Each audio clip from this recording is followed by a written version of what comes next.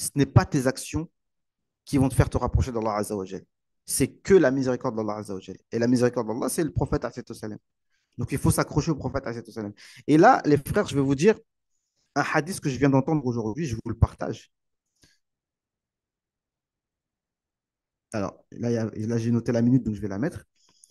Euh, je vais vous partager un hadith qu'on vient d'entendre et qu'on a reçu avec chaîne de transmission un hadith rapporté par Abu Huraira dans le Musnad de l'imam Ahmed. Le prophète, alayhi salam, il a dit, donc pourquoi je vous dis ce hadith? Pour vous dire que euh, ce n'est pas nos actions qui nous sauvent, d'accord? Et que pour être sauvé, il faut avoir un lien hyper intime, en fait, avec le prophète, alayhi salam. Et là, en fait, on sera pratiquement téléguidé vers la guidée, téléguidé vers les bonnes actions, ok? Le prophète, sallallahu alayhi wa sallam, dit, vous voyez mon mimbar là, comment on appelle ça en français? Son oratoire, l'endroit où il prie, il a dit euh, je vous vois de derrière ma tête et je vois votre khushu'a. Je vois quoi? Je vois votre khushu'a. Je vois votre dévotion dans la prière. En fait, chaque pensée, chaque état spirituel qu'on a, le prophète le voit. Franchement, quand j'ai entendu ce hadith ce matin, franchement, ça m'a fait un choc.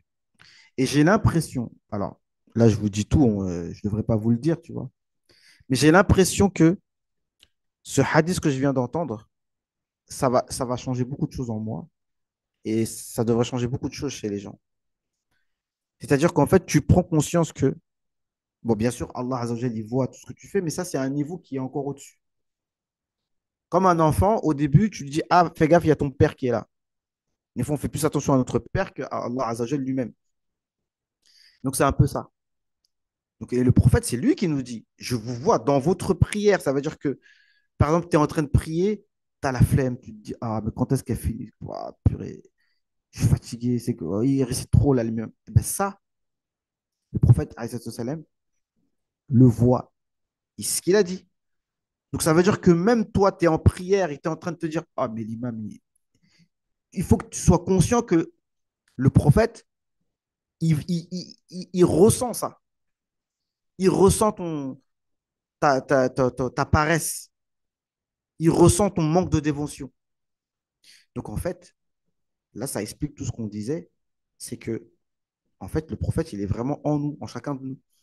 Et qu'en fait, on a une relation avec lui qui est hyper intime. Donc en fin de compte, tu ne peux pas te cacher. Même la moindre de tes pensées, le prophète la voit. Et c'est pour ça que certains tourouks soufis, ils font ce qu'ils appellent rabita. Ça veut dire que quand tu fais ton zikr et toutes tes adorations, tu mets toujours en fait la photo de ton shir en face de toi pour faire comme si il est à côté de toi en fait. Et là, pour que ça t'aide, pour que ça t'aide à être toujours, tu sais, comme un ouvrier qui travaille sous le regard du patron qui le regarde comme ça. Tu vois. Donc c'est un peu ça. Donc pourquoi je vous ai dit tout ça? C'est pour savoir que ce n'est pas nos actions qui nous sauvent, mais ce qui nous sauve, c'est la miséricorde d'Allah. Et la miséricorde d'Allah, c'est le prophète, alayhi salam. Je développe. Le prophète, alayhi salam, il a dit, personne ne... Regarde, c'est le hadith qui... Regarde, je digresse, mais en vérité, je suis dans le sujet.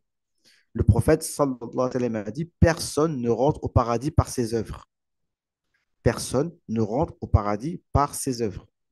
Ils ont dit, même toi, ya Rasulallah, il a dit, même moi. Sauf si Allah me comble de sa miséricorde.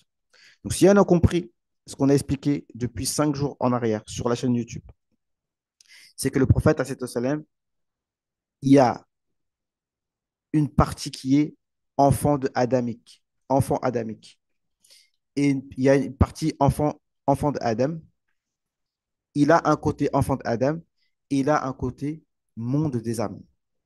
Il a un côté de enfant d'Adam, il a un côté monde des âmes. Et son côté enfant d'Adam a besoin de son côté mode monde des âmes. Donc il dit, même toi, ya Rasulallah, même moi, sauf si Allah me comble de sa miséricorde. Et sa miséricorde, c'est lui-même, mais sous l'état de monde des âmes. Est-ce que vous m'avez compris? Donc ça veut dire quoi?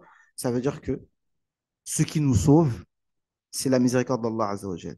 Et la manifestation, le miroir de la miséricorde d'Allah, c'est la lumière du prophète.